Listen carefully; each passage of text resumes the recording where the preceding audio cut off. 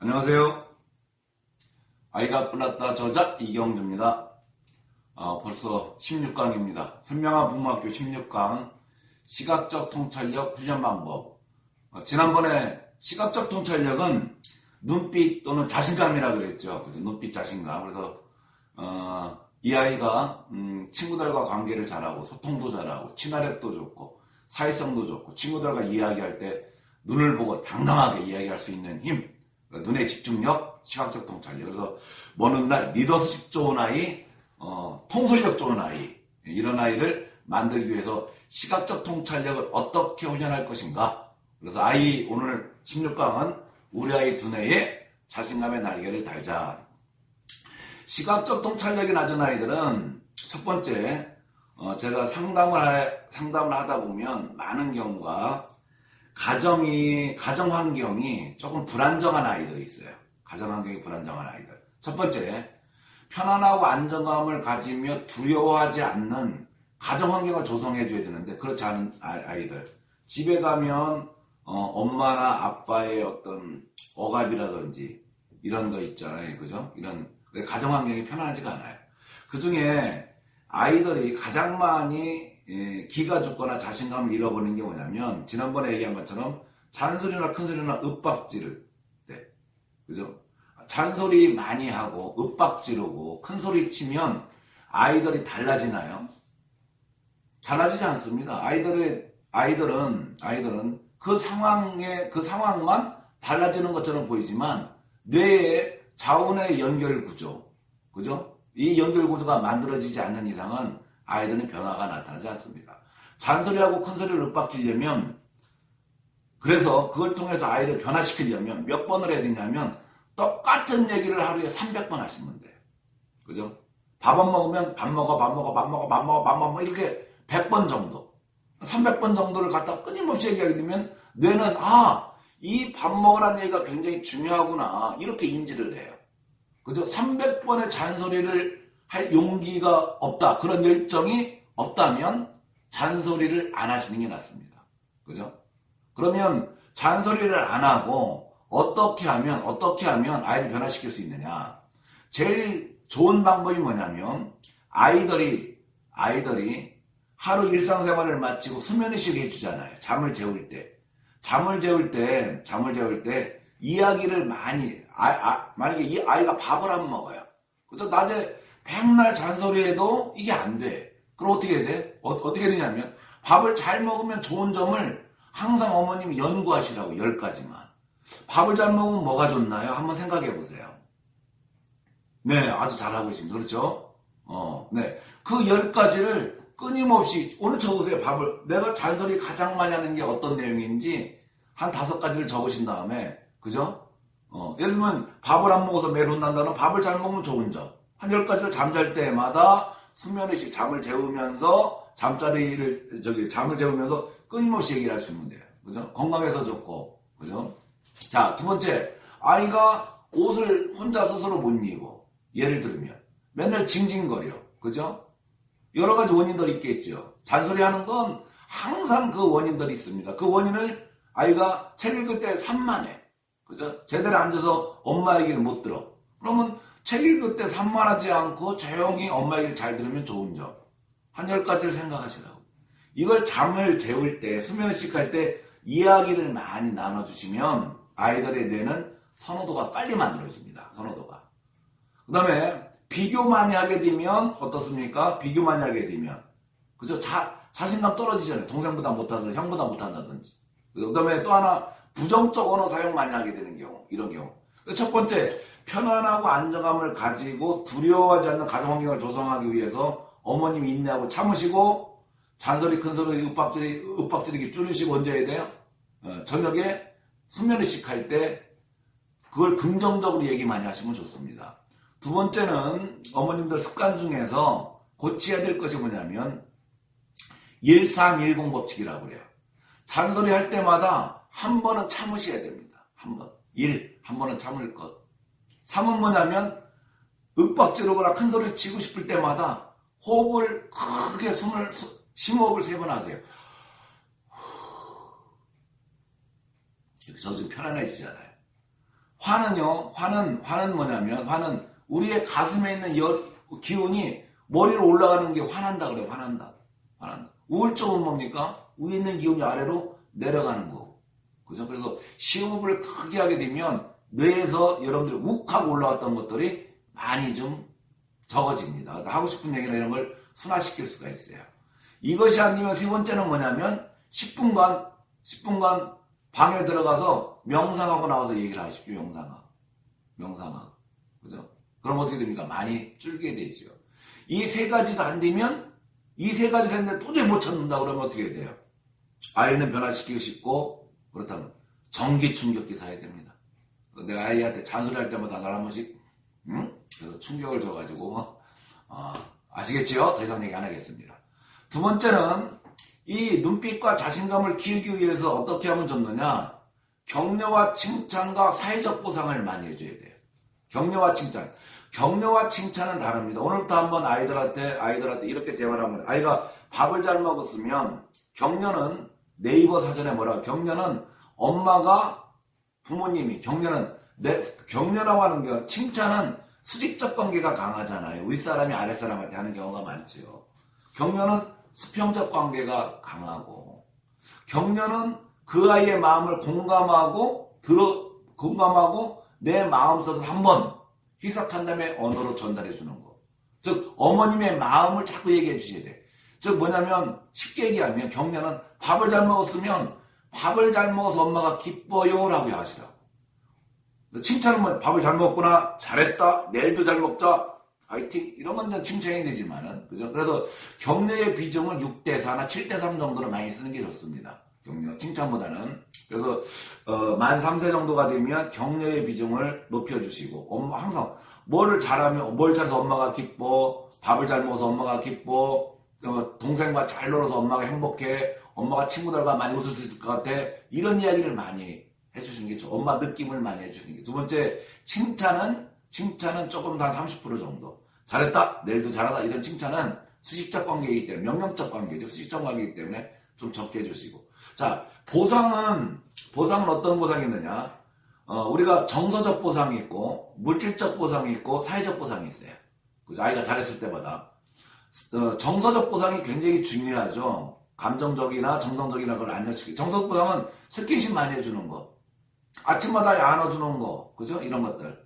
스킨십 많이 해주는 거. 이런 것들을 우리는 정서적 보상이라고 그래요. 머리를 쓰다듬어주는 것들. 그죠? 이런 것들. 손을 꼭 잡아주는 거. 이런 것들. 또 잠잘 때 배를 이렇게 동동동 두드려주는 거. 이런 걸 전부 다 우리는 뭐라고 합니까? 정서적, 스킨십에 대한 정서적 보상이라고 많이 얘기하죠. 그 다음에 두 번째는 유아들 같은 경우는 물질적 보상. 물질적 보상은 많이 하기보다는 물질적으로 물건 사주는 거. 생일날 같은 데 뭐 사주고, 뭘 잘할 때마다 매번 밥 잘 먹었다고 뭐 사주고, 잠 잘 잔다고 뭐 사주고, 이잘 딱, 이러다 보면 나중에 장가갈 때 어떻게 된다 그랬어요, 제가. 차 사주고 집 사줘야 됩니다. 매일같이. 그 능력이 안 되잖아요, 우리가. 그럼 어떻게 해야 됩니까? 이 사회적 보상을 많이 해요, 사회적 보상. 예를 들면 아이가 양치를 잘했어요. 밥을 잘 먹었어요. 그죠? 그러면 밥을 잘 먹어서 격려. 엄마가 너무 기뻐요. 그죠? 이렇게 얘기한 다음에 너무 잘했으니까 이번 주말에 우리 가족 다 같이 맛있는 거 먹으러 가자. 이번 주말에 우리 가족 모두 다 같이 재밌는 놀이공원 가자. 이번 주말에 우리 가족 모두 뭐뭐 하자. 이건 뭐예요? 이 아이가 잘했을 때 어떤 보상? 우리 가족 전체가 좋아지잖아요. 즉 격려와 사회적 보상을 많이 하게 되면 아이들은 시각적 통찰력이 굉장히 좋아집니다. 아, 내가 잘했더니 엄마가 행복하고 가족 전체가 행복해지는구나. 이런 뇌의 기능들을 자꾸 습득할 수 있게끔, 이런 느낌들을 내가 정보를 계속 습득할 수 있게끔 만들어주는 게 중요하죠. 그죠? 이런 것들. 그 다음에 눈빛이 약한 아이들이 있어요. 이 시각이 낮은 아이들 중에 눈빛이 약한 아이들은 뭐냐면 눈을 바라보고 대화를 많이, 그러니까 책 읽어줄 때도 아이 안고 읽어주기보다는 눈을 바라보고 책을 읽어주시고, 그죠? 눈빛 쓰인 사람들과 자꾸 대화하고 이야기를 나눌 수 있도록 도와줘야 됩니다. 그러니까 책 읽을 때도 눈빛을 보고서 많이 얘기하시고, 그죠? 그 다음에 식당이나 이런 데 가서도 낮에, 시각적 통찰력이, 협응력이라는 뇌는 밤에 많이 훈련해야 되지만, 시각적 통찰력은 낮에 훈련을 많이 해요. 그래서 시각적 통찰력이 낮은 아이들은 눈을 보고 대화하고 눈을 보고 책 읽어주고 항상 아이 컨택, 그죠?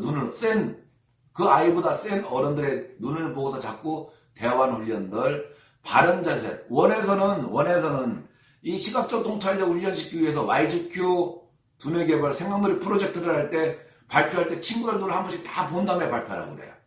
그죠? 친구들 눈을 보다 보면은 편한 아이들은 오래 봐요. 센 아이들은 이렇게 움찔움찔 한다고 해요. 그런데 이렇게 센 아이들 눈빛을 매번 발표하고 이야기를 할 때마다 선생님이 보게끔 해주잖아요.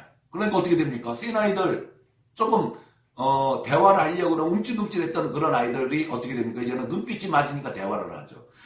아이들은 눈빛 가지고 서열을 정해요. 눈이 맞아야 내 의사 전달을 하고, 눈이 맞아야 소통하는 데 자신감을 갖고, 눈이 안 맞으면 눈빛이 꺾입니다. 꺾이게 되면 어때요? 말도 쭈물쭈물하게 되고, 우물우물하게 되고, 당당하게 얘기도 못하게 되고, 이런 현상이 반복이 돼요. 그래서 눈빛을 키우는 훈련은 가정에서 제일 좋은 건 눈을 보고 대화하고, 눈을 보고 책 읽어주고, 눈을 보고 소통 많이 하시고, 그죠? 이런 것들. 그 다음에 식당에 가서 주문도 이한테 시켜주시고, 그죠? 이런 것들. 그 다음에 학습적으로는 어떻게 해주면 좋느냐? 학습적으로 눈빛이 좋아지는 방법은 뭐냐면, YGQ에서 이렇게, 여기 보시면 이게 아이들 많이 하는 길찾기잖아요. 길찾기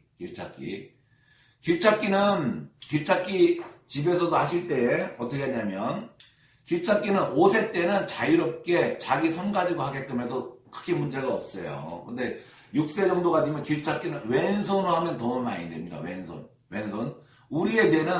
우리의 뇌와 우리의 몸은 X자로 연결되어 있잖아요. 여기 뇌 줄기에 보면 피라미드 영역이라는 그 영역이 있어요. 여기를 중심으로 우리의 뇌는 이렇게 X자로 연결이 됐다고요. 그래서 우뇌를 다치게 되고 우뇌에 문제가 생기게 되면 왼쪽 시체에 마비가 온다든지 왼쪽 신체를 활용하기가 힘들잖아요.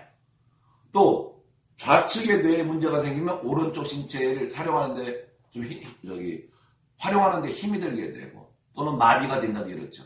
그래서 이 길을 찾는 이 학습이나 이런 것들은 어디에 있냐면 우뇌 발달 프로그램인데 우뇌. 그렇기 때문에 길찾기는 왼손으로 하는 게 좋습니다. 길을 찾다가 중간에 길찾기만 하게 되면 하수지밖에 안 되지만 아이가 길을 찾다가 중간에 엄마가 호랑이 인형을 딱 봐요. 집에 가려고 하는데 호랑이가 길에서 가로막고 있네. 어떻게 호랑이한테 이야기를 하고 호랑이를 피해서 집으로 갈 수 있을까라고 한테 물어보세요. 아이들 소극적인 아이들은 뭐라고 합니까? 막 운다고요. 엄마 찾기도 아빠 불러온다고 하고. 적극적인 아이들은 어떻게 됩니까? 땅굴을 판다고 하고 비행기를 조종을 해서 넘어간다고 하고. 그런데 이제 스크린이나 이런 데 많이 빠진 아이들이 있죠. 스크린 이런 데 빠진 아이들은 칼로 찔러요. 막 총으로 쏴요. 막 이런다고. 그죠? 이렇게 아이들이 환경에 의해서 해결하는 방법이 다른데 어떤 아이들은 뭐라고 합니까? 호랑이한테 예쁜 여자친구를 소개시켜준대요. 이런 아이들도 있어요. 그죠?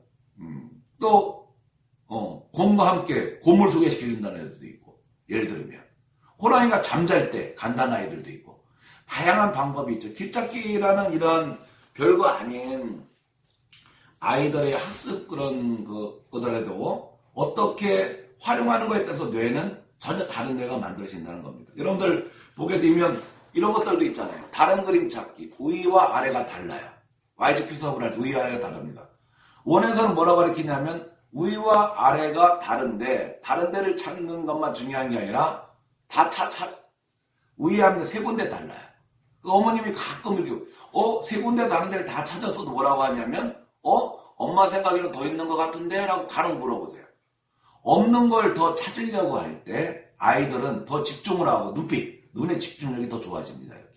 그죠? 이런 것들. 그 다음에 또 이런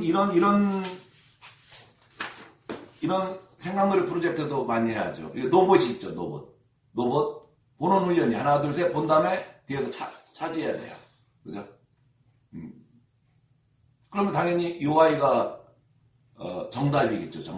이런 훈련들. 그래서 아이들한테 시각적 통찰력을 키우는 훈련들은 어떤 게 있냐? 그림 조각 맞추기. 그죠? 이런 훈련들도 시각적 통찰력을 키우는 좋은 학습이고요. 손으로 짚으면서 책 읽는 훈련들. 눈으로 또박또박 보면서 책 읽는 훈련들. 이런 것들도 굉장히 시각적 통찰력을 키워주는 중요한 시각적 통찰력을 키워주는 훌륭한 훈련이들이고, 그 다음에 점 있기, 점과 점을 반석에 삐뚤빼뚤 있는 게 아니라 반듯하게 이으려고 할 때, 이때 눈이 집중이 되죠. 그래서 시각적 통찰, 눈빛이 굉장히 강화가 됩니다. 미로찾기, 아까 얘기했던 길찾기, 이런 것들. 그 다음에 미로찾기를 하다 보면 인내, 판단, 예측, 집중력이 좋아지잖아요. 그죠? 숨은 그림 찾기, 집에서.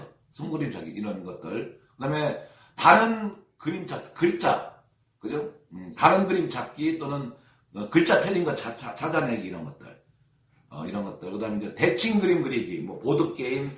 엄마가 책을 읽어줄 때 좀 다르게 읽어주는 거예요. 7세가 되면 한글 알잖아요. 그죠? 그래서 쭉 읽어주면 엄마가 옛날에 토끼와 거북이가 경주를 했어요. 이런 게 있다면 옛날에 토끼와 거북이가, 그죠? 경주가 아니라 경주는 했어요. 예를 들면 이렇게 글자를 가끔 틀리게끔 읽어주는 거예요. 그래서 아이들한테 집중할 수 있는 그런 것들. 그 다음에 뭐 단어 캔슬링 훈련이라고 그러죠. 단어 캔슬링 훈련. 초등학교 가게 되면 단어 캔슬링 훈련이라는 거 뭐냐면 이자로 된 거, 은자로 된 거, 조사, 단어 이런 걸 갖다 빨리 지우게 하는 훈련들. 이런 훈련들도 시각적 통찰력을 굉장히 좋게 만듭니다. 자, 그래서 시각적 통찰력이라는 뇌 기능은 좋게 하려면 첫 번째는 어머님들이 또 부모님들이 잔소리나 큰 소리나 윽박 지르는 걸 좀 줄이셔야 됩니다. 그래서 잔소리 이런 걸 많이 해서 잘 들으면 괜찮은데, 정리하면 잔소리는 300번 이상 할 용기가 없으면 하지 마라. 이게 제 소신이에요. 300번 정도를 해야 내가 이게 중요하구나. 예, 그렇기 때문에 그때 받아들이죠. 그래서 잔소리, 큰소리, 윽박지르기보다는 아이한테 저녁에 잠잘 때 그 역으로 얘기하시는 거예요. 밥을 잘 먹으면 좋은 점, 그죠? 이를 잘 닦으면 좋은 점. 이를 잘 닦으면 뭐가 좋아요? 그죠? 예를 들면 치과에 안 가도 되고, 맛있는 걸 많이 먹을 수도 있고, 입냄새가 안 나니까 향기가 좋고, 여러 가지가 있겠죠. 이런 것들을 갖다가 연구하셔서 노력하셔야 된다고요. 유아교육은 노력하셔야 됩니다. 연구하셔야 되고. 그냥, 막 이렇게 한다고 되는 게 아니라. 그래서, 전기 충격기 사기까지 안 가기를 바랍니다. 내가 잔소리하고 싶을 때마다 나를 한 번씩 기절시키는 현상은 없도록 어머님들이 하시길 바라고. 두 번째, 격려와 칭찬과 사회적 보상을 많이 해주는데 격려를 많이 해줘라. 격려를 많이 해주고, 보상은 사회적 보상을 많이 해줘라. 격려. 아이가 밥을 잘 먹었고, 아이가 학습을 잘하고, 아이가 정리정돈을 잘하면 정리정돈을 잘해서 엄마가 너무 행복해. 정리정돈을 해서 엄마가 너무 오늘 많이 웃을 것 같아. 이렇게. 친구들과만 이렇게 얘기해요. 그다음에 사회적 보상, 물질적 보상보다는 사회적 보상, 물질적 보상, 보다 사회적 보상. 그래서 아이가 뭘 잘하게 되면 우리 가족 다 같이 외식하자. 뭐 놀이에 가자고, 놀이공원 가자. 이렇게 내가 잘했더니 전체가 다 행복해져요. 그래서 아이들이 꿈 넘어 꿈. 그래서 의사가 되기보다 의사가 돼서 돈을 많이 버는 것도 중요하지만 그 너머의 꿈, 슈바이처 박사 같은 그런 큰 꿈을 갖는 아이는 사회적 보상을 많이 해줬던 유아기 때 해줬던 아이들입니다. 그 다음에 눈을 바라보고 대화 많이 하시고 눈빛이 약한 아이들, 낮에 낯선 식당이나 이런 데 밥을 먹으러 가게 되면 거기 가서 주머니한테 시켜보시고 이런 것도 해주고, 학습적으로는 길찾기나 이런 거 왼손으로 좀 많이 하시고, 길찾기 할 때 잘하게 되면 길과 길 선에 닿지 않게끔 가운데로 가서 이렇게 집중하게끔 이런 것들 굉장히 시각적 통찰력을 훈련시키는데 굉장히 좋은 훈련이죠. 그래서 집에서 눈 보고 대화하고, 눈 보고 소통하고, 눈 보고 이야기 나누고, 이런 것들. 그 다음에 배려하고 양보하는 것들, 이런 것들도 많이 가르쳐주면 좋습니다. 시각적 통찰력을 잘 키워서 아이가 오는 날 무엇이 다든지 간에 척척 잘 맞추어 나가는 통솔력 있는 아이, 통찰력 있는 아이. 예? 입으로 친구를 이끄는 아이가 아니라 눈빛만 보여도 친구들을 이끌고 모든 사람들이 이 아이를 갖다 추종할 수 있고 따를 수 있고 이런 아이를 만드시기 바랍니다. 오늘은 시각적 통찰력 훈련 방법에 대해서 말씀드렸습니다. 이상 마치겠습니다. 감사합니다.